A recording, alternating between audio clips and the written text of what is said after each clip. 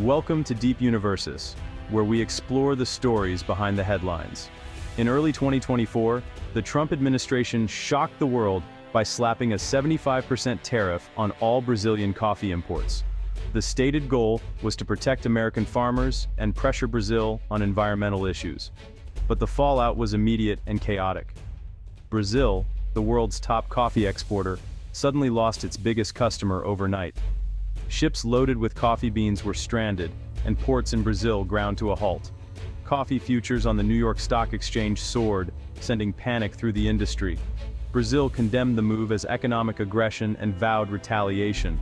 The World Trade Organization was flooded with complaints, but it was too slow to stop the damage.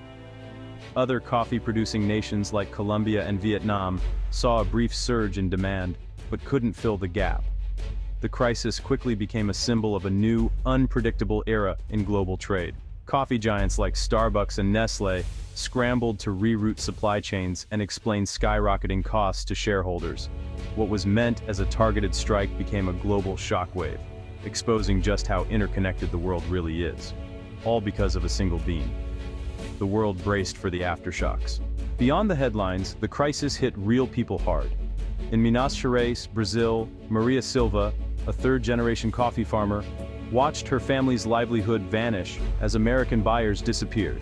Her beans, once bound for U.S. cafes, now sat unsold. "We pour our lives into these beans," she said.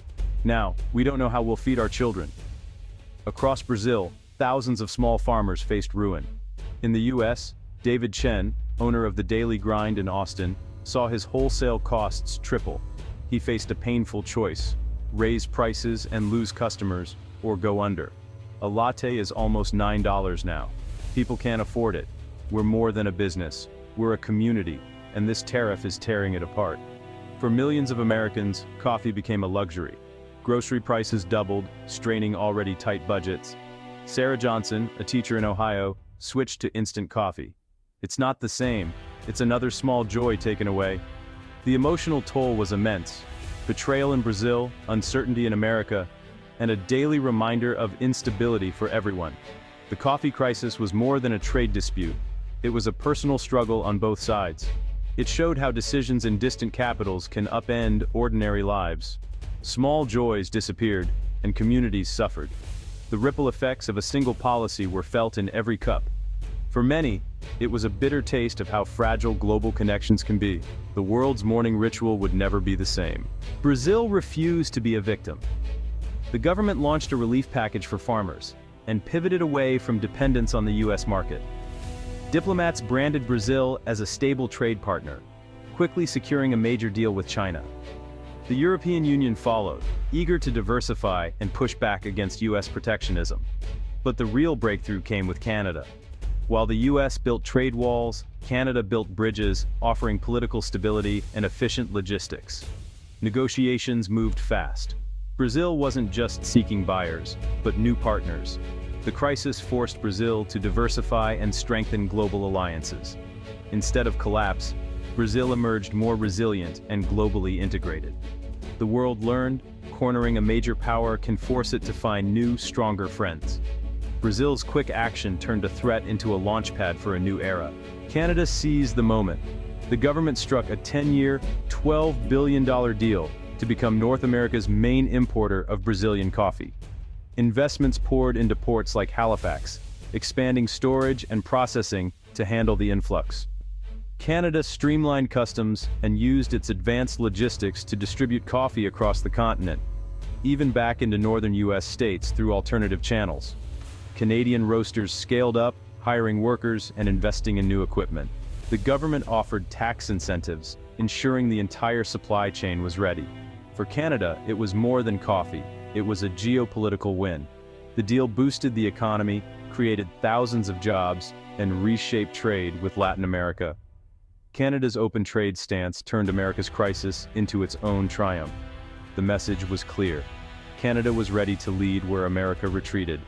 A new era of North-South cooperation had begun. The tariff created two North Americas. In the U.S., small roasters and coffee shops closed as prices soared and quality dropped. Beloved local cafes vanished, replaced by chains that could absorb the costs. Coffee culture became homogenized and expensive. Meanwhile, Canada thrived. With a stable supply of premium beans, Canadian cafes flourished and new shops opened. Entrepreneurs like Chloe Dubois in Montreal launched specialty roasteries, shipping across the country. Canada became a hub for coffee innovation, exporting blends worldwide. The border became a dividing line between scarcity and abundance, consolidation and opportunity. America's protectionism gutted its industry. Canada's openness fueled growth. The difference was clear in every cup. The coffee crisis was just one symptom of a bigger shift. America's aggressive tariffs backfired, pushing Brazil toward China and Canada and weakening U.S. influence. Retaliatory tariffs from Brazil hit American exports hard. Soy, corn, and tech all suffered. Global trade partners grew wary, seeking to diversify away from U.S. dependence. The post-war trade order began to crack. Vietnam and Colombia saw coffee exports surge, but couldn't match Brazil's scale or quality. U.S. ports lost business, while Canadian and Asian ports boomed. The attempt to use economic muscle ended up hurting American industries and consumers. The world's supply chains realigned, and America's role as a reliable partner was in doubt, all from a single fateful decision about coffee. The trade crisis was mirrored by a collapse in U.S. tourism. New border policies and reports of travelers being denied entry for their social media posts made headlines worldwide. Even citizens from allied nations faced scrutiny and humiliation at the border.